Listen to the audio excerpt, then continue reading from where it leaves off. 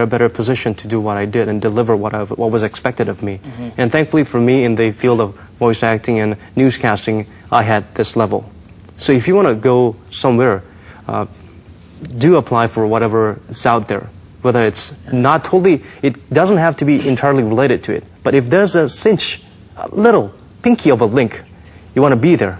You want to be there, making appearance, and showing your appreciation for the craft by watching the other seasoned veterans, as we mentioned, at work. And through them, you can learn a lot. And with that enthusiasm, it'll open doors eventually. So the most important thing is start out at the bottom and really focus and really enjoy your time.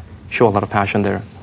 And work your way up. Work your way up. Don't start out there and decide, oh, I missed a few phases, and that's why you're going to start faltering. Like a building, if you don't have a solid foundation, you're going to start collapsing.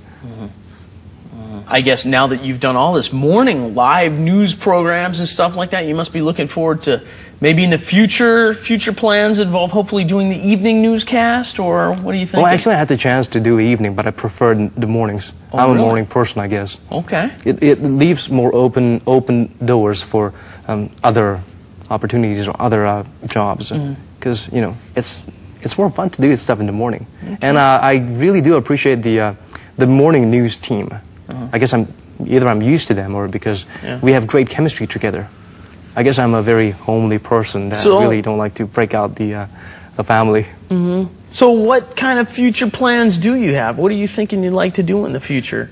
Are you perfectly happy where you're at? You just want to keep doing the same thing? I would say I'm perfectly happy where I am right now, but you know, there are moments like when you watch movies like The Godfather, you start thinking like, no, maybe I should be more ambitious. There's more to me than that, you know.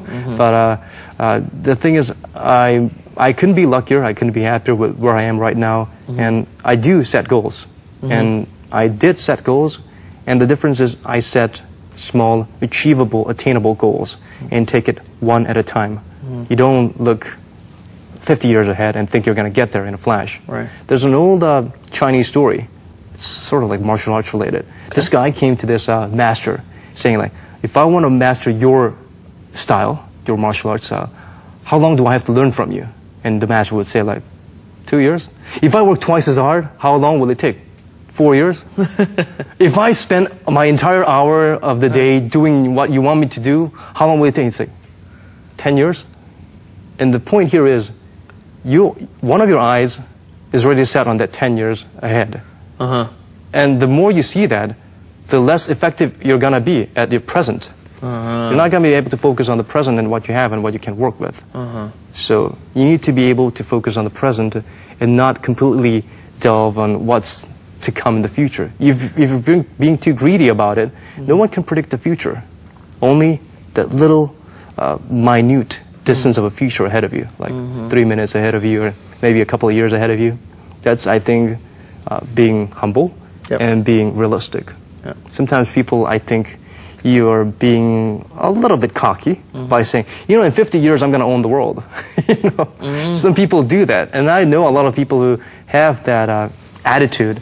They usually don't end up in places where they want to be. Yeah.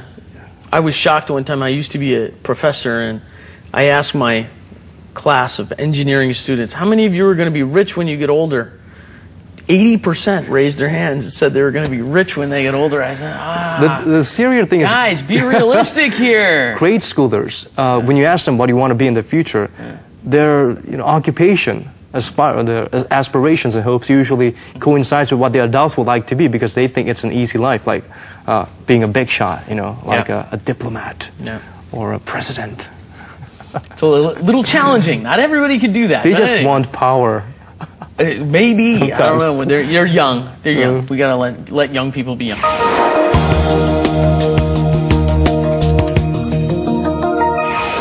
But at this point, it's time for us to ask you to give thanks to somebody who's helped you get here. You've accomplished quite a bit with your life. Who are you most grateful? Look over at camera 1 over there and let them know. Well, there's like a huge scroll or a list that I need to recite from. Yeah. So well, I'll try and just keep it down to 3 or 4. Squeeze it down. Well, first of all, I have to thank, I'm not a religious person, but I have to thank the higher powers out there for making me be me, letting me be me, and letting me be where I am right now. And of course, my mom for being a wonderful person. I've got a lot of talent inherited from her, I believe. And of course, my sister, who is an inspiration. And my dad, of course, for raising the family. And Min PD님 from Arirang TV for giving me a chance. And Jung Cha-jang님 for really fostering me to be who I am right now in the dubbing studio, kind of whipping me into shape sometimes. Very realistic and harsh, but I love that guy. And there's too many names that I didn't cover, but thank you everyone who had good faith in me to up to this point in my stage. And, you know, with more support from you guys, I know I'm gonna try and not disappoint you guys, and I will try to bloom to my full potential. Still not there yet. I'm gonna be working harder than ever. And of course, you know, Eunji, I love you, and thank you for everything. Who is Eunji? Oh, cool. That's a no-brainer, isn't it? I don't know. You married? Is that? I didn't see your wedding ring. Not yet. Not but yet. Okay. You never know. Okay, but Eunji is your current girlfriend. How long you been dating? It's been about 2 years, I believe. About 2 years. All right, so getting pretty serious, huh? It's been pretty serious, I think. She appreciates me. She tolerates me very well. I know I'm hard to tolerate. Okay. Well, this is the end of our second episode with you, Daniel, which means you're not going to be with us next week, but it's been an absolute pleasure getting to hear about your background, very international background, and you've taken all the opportunities that life has given you and turned them into a pretty good career.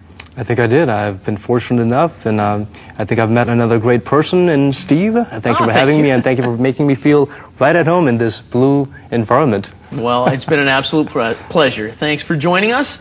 And even though Daniel won't be back with us next time, I hope you'll all be back with us for the next episode of Star English. Thanks for being with us today, everybody. Bye-bye.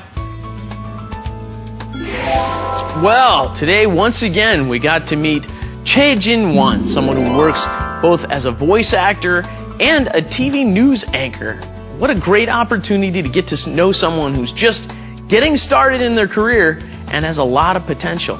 It was nice to meet Mr. Chae, but next time we'll be back with another guest, ladies and gentlemen, and we look forward to seeing you then as well. Be sure to join us next time for Star English. Bye-bye, everybody.